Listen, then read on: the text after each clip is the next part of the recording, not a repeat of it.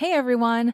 Before we jump into today's episode, I wanted to share with you our amazing Soulfire retreat, Evolve in Bali, Indonesia, that happens this April between the 22nd and the 28th. If your soul has been begging you for a life-changing experience, and you're ready to immerse yourself in a culture that is so deeply sacred and spiritual while being surrounded by incredible beauty, where your five senses are literally taken over and you have no other option but to be present and to savor every precious moment, then this retreat is for you.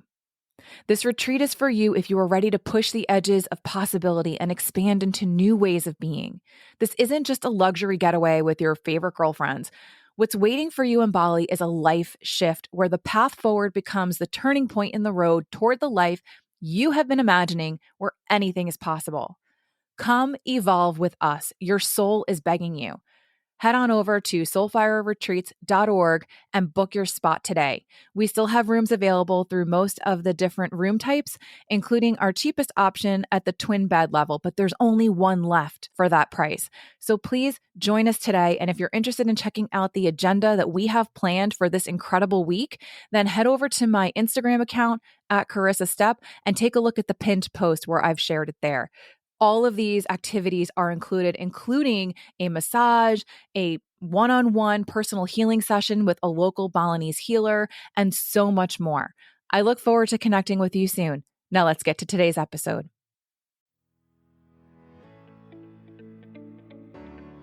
Welcome to the Stepping into Meaningful Relationships podcast. I'm your host, Carissa Step. I'm a somatic, trauma-informed coach and narcissistic abuse specialist. This is a podcast for you if you're looking to improve your most important relationship, the one you have with yourself, so you can more meaningfully and deeply connect with those around you. This podcast will equip you with valuable tools, tips, and tricks essential for recovering from toxic relationships and guide you towards cultivating healthy, fulfilling, and intimate connections with others. But first, let's start with you. I'm so excited you're here taking this powerful step forward. Thank you for tuning in. Now let's get to today's episode.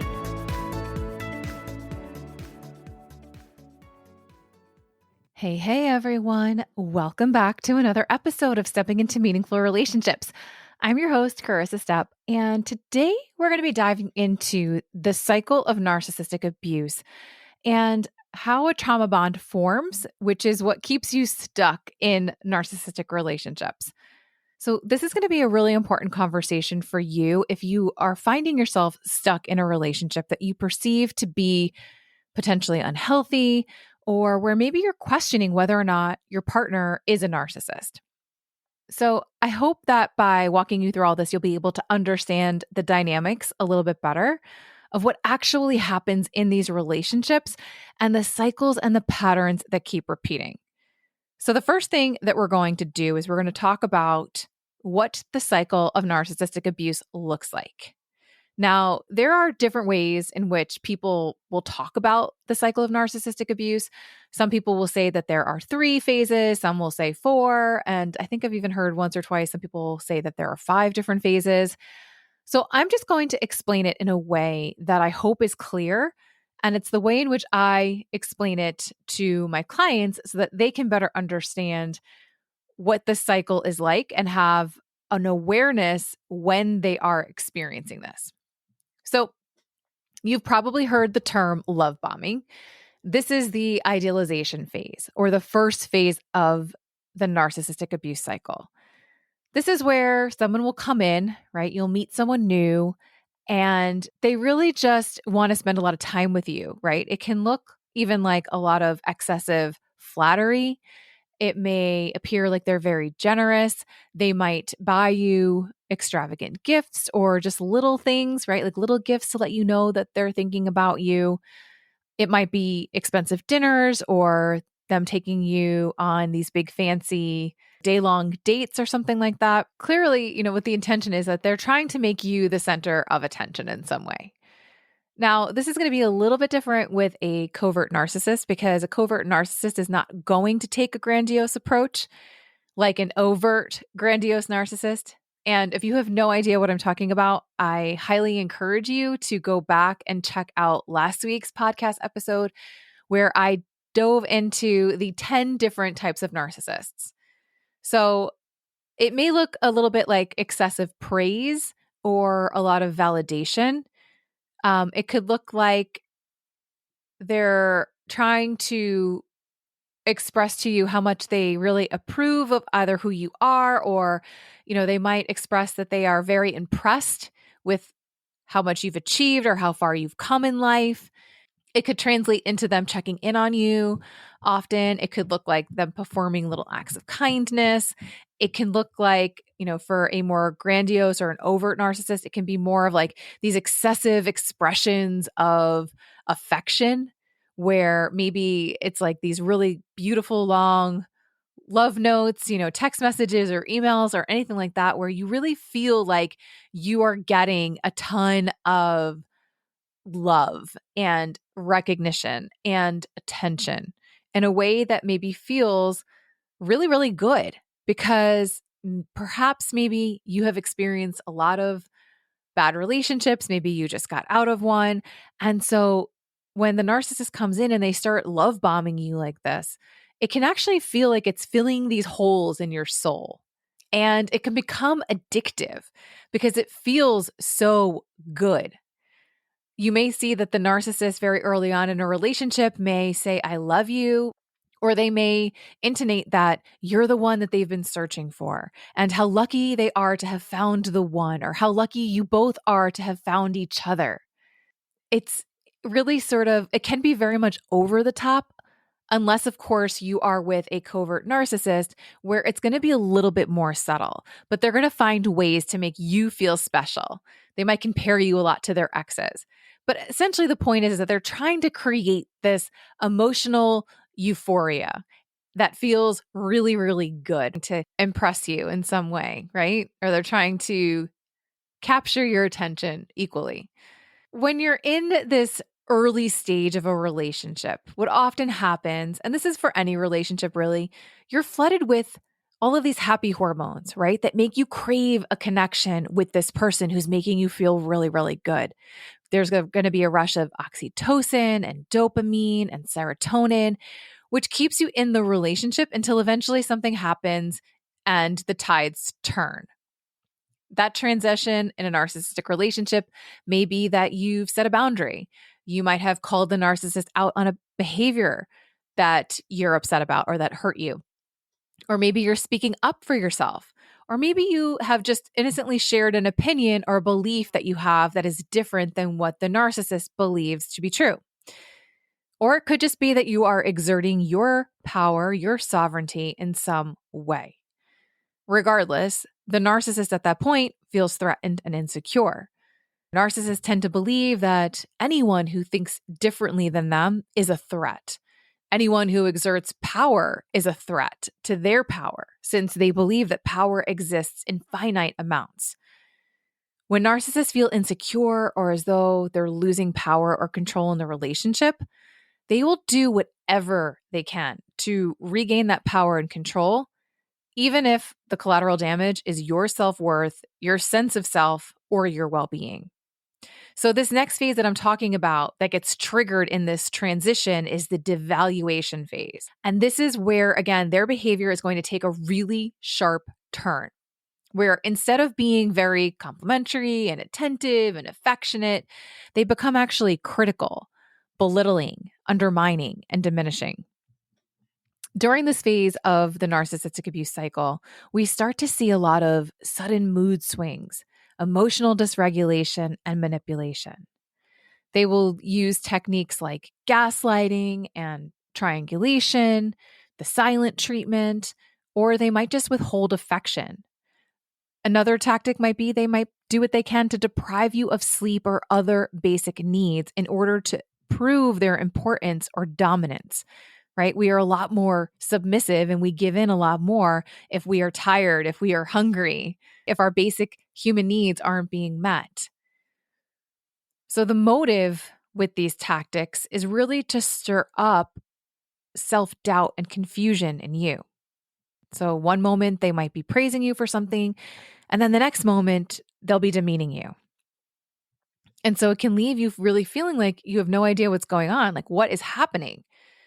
We can also see that this transition into the devaluation phase happens or begins to happen potentially when the narcissist has found someone new to provide them with narcissistic supply. During this devaluation phase, we actually begin to secrete cortisol, norepinephrine, and epinephrine. These are stress hormones, which can cause us to experience fear, especially the fear of abandonment, if that is something that you struggle with, if that's a core wound of yours.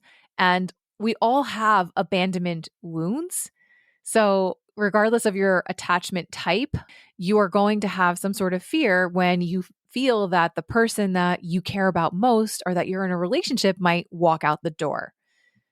And this works in favor of the narcissist because what happens is that you might begin to wonder what you can do to fix the situation to keep them from walking out the door.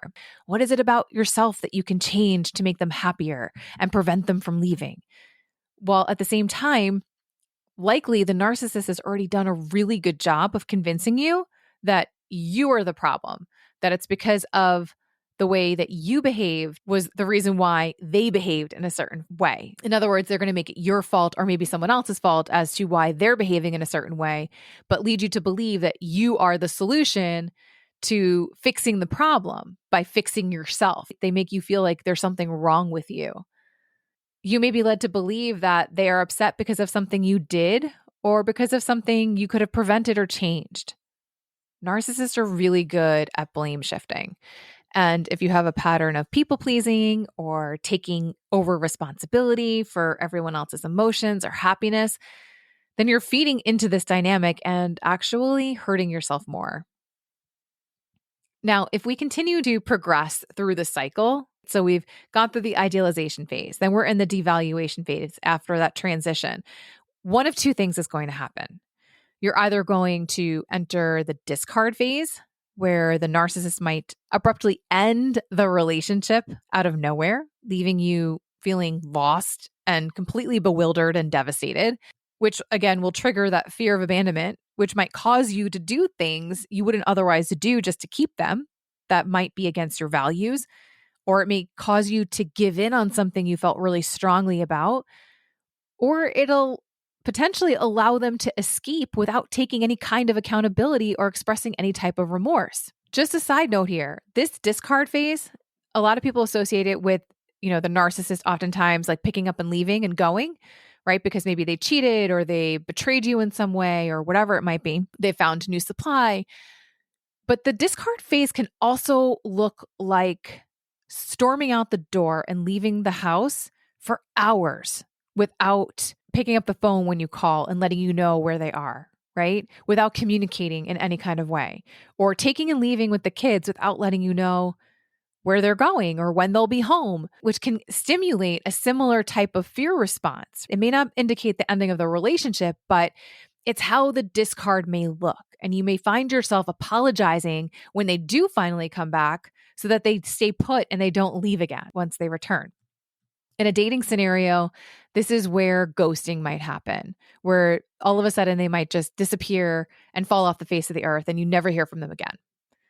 So if the discard phase doesn't happen, where the relationship ends, what you then enter is the hoovering phase, where they essentially just try to suck you right back in. And this might look like shallow apologies or apologies that are not genuine. Remember that a narcissist will never take accountability for their actions. It's never their fault. It's always someone else's fault. So the apology itself, if you get one, may be very manipulative because they know if they apologize, it will at least maybe placate you, but at most you'll forgive them. And then they get away with not even having to take accountability for their actions or showing any kind of genuine remorse. And when you apologize without any kind of remorse or taking accountability, it's not truly an apology. They may even try to shift the blame back onto you with an apology that sounds like, I wouldn't have done X if you hadn't done or said Y. It may not be as explicit as that, but I think you kind of catch the drift. Narcissists may also make promises to change. This is a big part of the manipulation. They're really good at promising you that they're going to do things to make it better, especially when they're, hoovering you back in, right? When they want to get you back. Because even if they say they're going to make a change and deep down they even believe that they can change, the thing is that it's nearly impossible to make a change if you're unable to self-reflect, acknowledge, accept, and take accountability for your actions. And as we know, most narcissists lack self-awareness and their self-perception is actually distorted. So they know, though, that if they make a promise to change or they promise that they're going to behave differently in the future, that they get to hold on to you for a little bit longer. Because again, they're sucking you back in, they're roping you back into the relationship. And they're probably at the same time, like part of the efforts that they're doing here is they're trying to rekindle the romance. And they're probably thinking, if I apologize, it'll all get better. And then we can get back to making up, which is the fun part. So they might dive right back into that idealization phase again, that love bombing phase. And this cycle continues to repeat over and over and over again until either they A, find a new supply, B, you step into your power and begin setting boundaries, or C, you decide to end the relationship. At which point, if you decide to end the relationship and they haven't found your replacement yet, they are going to try their best to hoover you back in. And when that no longer works because you've done the work on yourself and you know that you deserve better, and because you've begun gray rocking them and sticking firm to your decision, they will then cycle back to the devaluation phase. So for a while, until the relationship is like officially over, you're going to cycle back and forth in this relationship between devaluation discard and hoovering idealization. So I think that's really important to be aware of, because I think a lot of times people think, oh, I'm going to just end this relationship and then I'm done and then I won't have to deal with this situation anymore. However, a lot of times, especially like if this is a marriage with kids, there is a propensity towards experiencing post-separation abuse. And even while you're sort of unwinding and unraveling things, it's not usually a clear cut where you decide you're ending the relationship, you're getting divorced, that one party moves out right away. There's usually some time lag in between. And it's in that time lag where you're going to experience them trying to hoover you back. But then when you're not responding to that, they're going to devalue you and discard you again. And it just happens kind of over and over again. And sometimes in shorter undulations, which can feel really intense and very uncomfortable. So now let's talk about how does the trauma bond form that makes it so hard to leave these relationships? Well, first, you likely are addicted to the highs and the lows in the relationship. And this happens on a chemical level where you are legitimately chasing the next high of oxytocin, serotonin, and dopamine. But in order for that high to continue to feel good, you need to hit the low where your body is like being flooded with cortisol and norepinephrine and epinephrine. Said in another way, basically, you're craving the chaos. It makes you feel alive. When your body is constantly being flooded with cortisol, you're living on high alert. So everything feels more intense. And right before it floods with cortisol, your adrenal glands actually secrete adrenaline, which feels thrilling and exhilarating and enlivening. So really, what we're addicted to is the cycle of pain and pleasure. And no wonder it takes people 7 to 8 times to get out of abusive relationships. There's this sense of pleasure and bonding, right? The heightened stress response during the devaluation phase creates that emotional turmoil and activates that fear of abandonment. And so we go chasing after the person that we don't want to lose. And then when we get reinforced through the hoovering phase, where we start to receive the attention and the affection again, and maybe the heartfelt messages and whatnot, it triggers a release of endorphins, which provides us with that temporary relief from the emotional pain that we were experiencing during the discard or the devaluation phase. So we literally get stuck in a loop. That pain and pleasure cycle constantly gets reinforced, even though the relationship itself is actually really harmful. So it's important to understand that these pain pleasure cycles are often familiar from childhood. The narcissist reenacts our version of love. That love is hard, that love hurts, that we have to work at it, we have to earn it, that love is a transaction that requires blood, sweat, and tears. Or said another way, that it requires us to sacrifice ourselves, our well-being, and our health. As children, you may have learned that you can't be loved for who you are, that you have to be something or someone else in order to get validation, love, and acceptance. And this dynamic may have been present in your childhood home. It's a pattern that you may have been used to where maybe you had a really critical parent who constantly criticized and belittled you. And on top of it, maybe they weren't there to meet your emotional needs. So there was emotional neglect happening as well, which is abuse. And that rejection and emotional abuse is familiar, right? You may have learned that the only way to overcome that rejection and abuse was by being the good child, the good girl, by behaving in a way that met your parents' approval and validation, where you felt loved when you were recognized for that good behavior, right? Where essentially that recognition was misconstrued as love. So the narcissistic relationship and the dynamics in it is really just your version of what love is. So it feels familiar. It feels comfortable. It feels safe because what we perceive as comfortable, we also equate to safety. And so we're constantly trying to get back to feeling safe, especially in a world full of uncertainty. And now some of this also goes into attachment style, but we're not going to dive into that today because I don't want to go into too much. So maybe we'll cover that in another episode. But in addition to that addiction to the chemicals, the addiction to the pain pleasure cycle, that feeling of familiarity, the narcissist feels familiar to us. So we might feel automatically when we meet them that they are a safe person, that the dynamics of the relationship might feel safe. It might feel unlike some healthy relationships maybe that you had in the past, or you might notice that you have attracted this type of person into your life over and over and over again because, again, these patterns are familiar to something that you experienced in childhood. So in a way, it's almost like we become a magnet for them. There's a couple of things that are important to note that I want you to understand. In order for a trauma bond to form, there needs to be a power imbalance. And also, the abuse needs to be somewhat sporadic and intermittent. Because if the abuse was obvious and was ongoing and escalating and happening for a really long period of time, likely you would recognize that it's abusive and you'd probably get out of the relationship.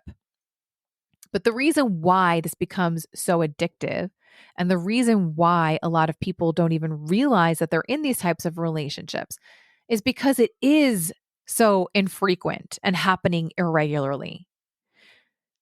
It can stimulate that desire to just constantly want to get back to what you once had, the good memories, the good times, the person they once were. A part of you might feel like you no longer recognize the person that you're with because they seem so different from who they were in the beginning.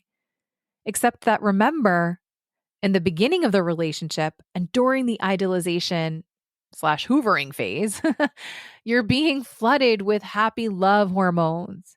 And so you believe or come to expect to get that back in time over and over again. You just expect the next high to come.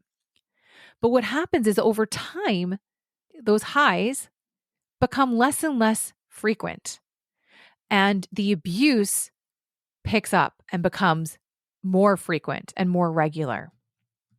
It is the familiarity that love and abuse or love and rejection go hand in hand, right? That you can't have one without the other.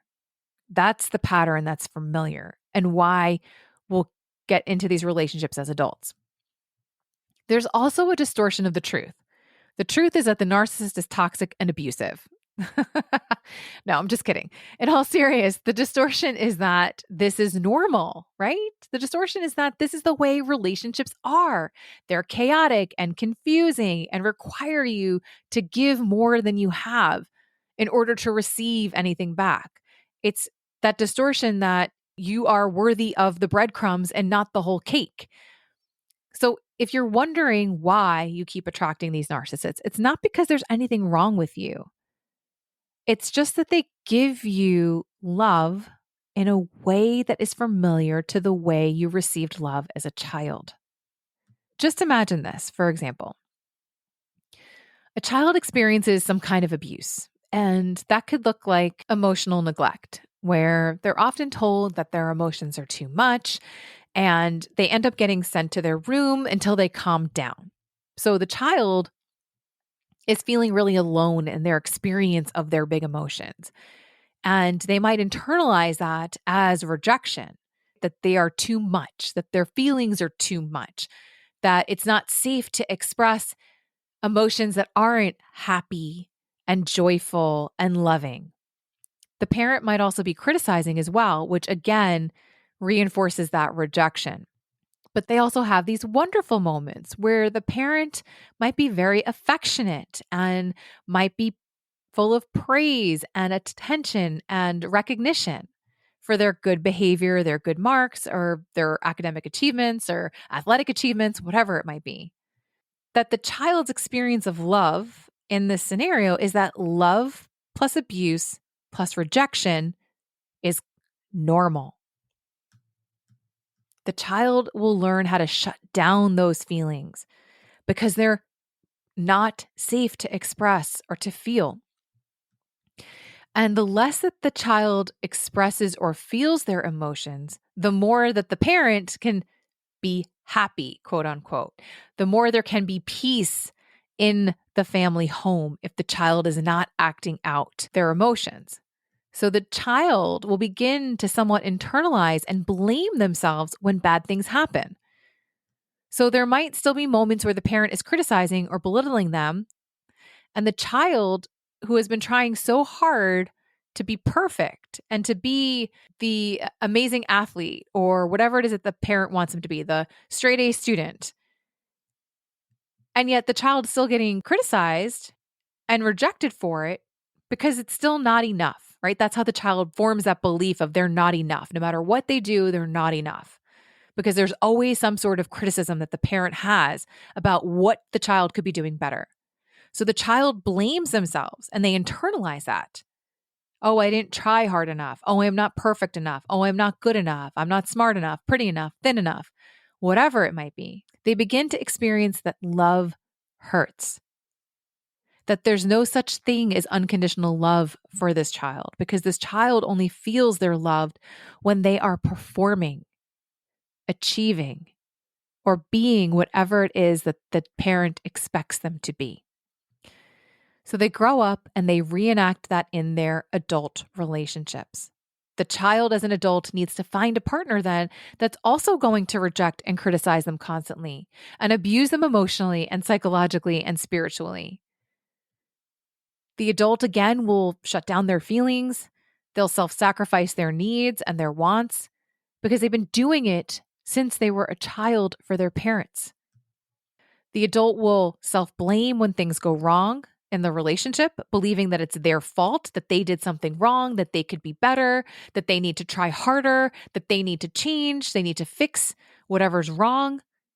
And it's never about what the partner's doing wrong. It's never about how a relationship takes two people who have equal accountability with what they create together. This adult is literally just trying to be good enough in the relationship and live up to the expectations that this narcissistic partner has. Which, if you're in a relationship with a narcissist, you'll know that nothing you ever do is good enough. And so it keeps you striving. It keeps you trying to achieve. It keeps you in that chase for love and attention and recognition and validation and approval. And that chase for safety that never seems to come. It's like a dog chasing its tail. So the narcissistic partner reinforces what is often an anxious attachment.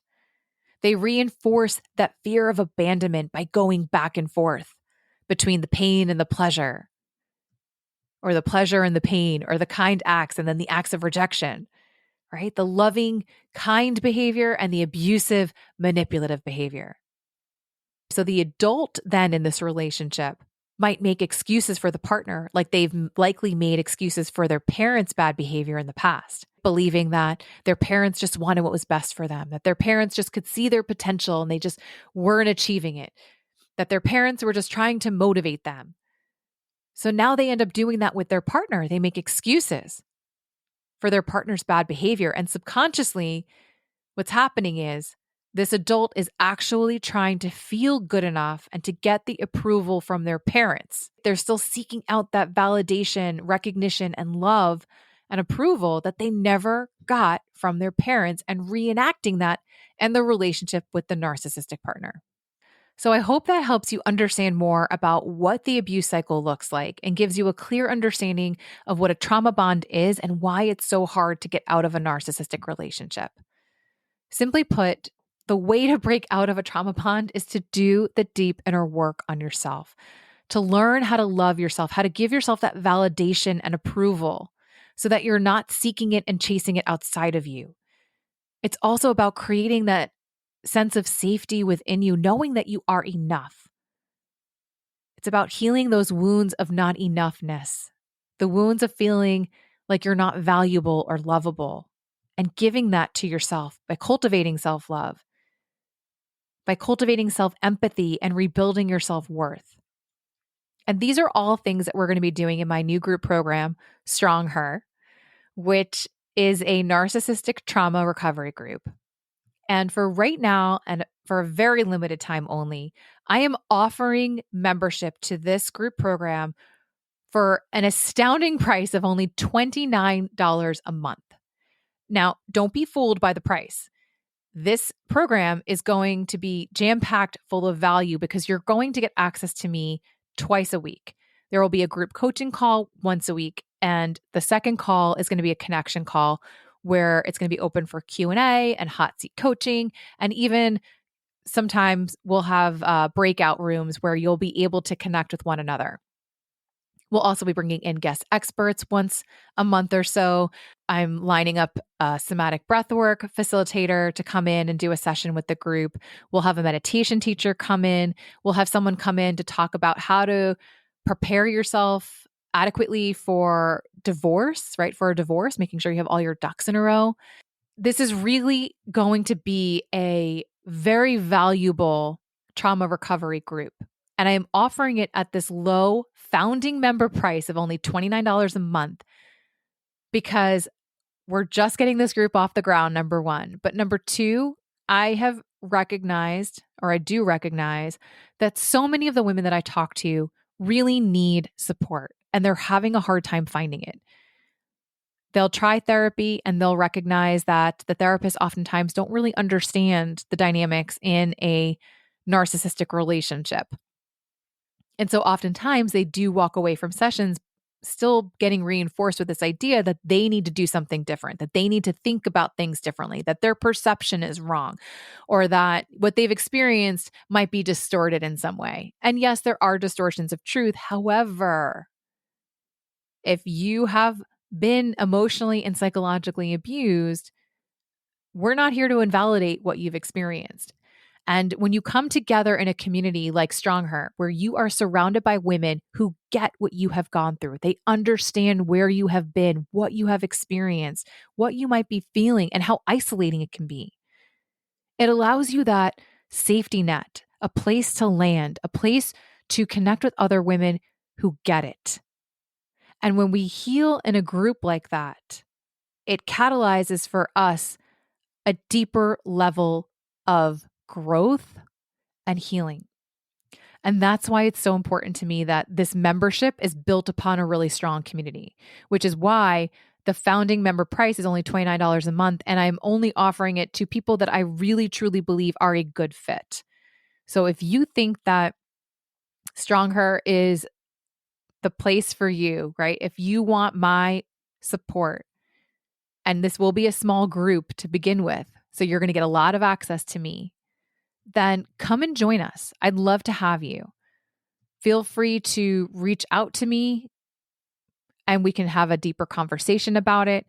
But I'd love to be able to support you in a way that really feels like you are making headway in your recovery and you're not getting stuck back in these old stories and trauma loops. Let's break you free of that so that you can regain your freedom, so that you can rebuild your confidence and your self-esteem and find the courage to pave the path forward. You know where to reach me if you've got any questions. And until next week, be well. If you're hearing this message, that means you've listened all the way to the end. And for that, I am truly grateful. If you enjoyed this episode and found it valuable, would you mind leaving us a review wherever you listen to podcasts and sharing it with others? If you'd like to connect with me for one-on-one coaching or human design reading, you can find me on my website or on social media. Also, if you have a topic you'd like me to discuss on a future episode, please DM me. Be sure to tune in next week for another episode of Stepping into Meaningful Relationships.